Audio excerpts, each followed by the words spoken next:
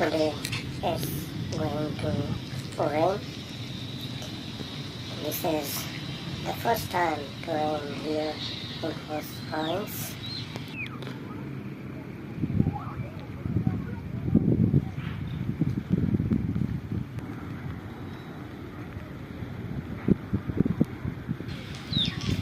Look at that people.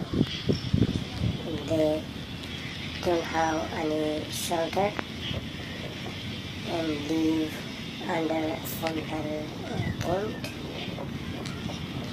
This winter is too hard for them.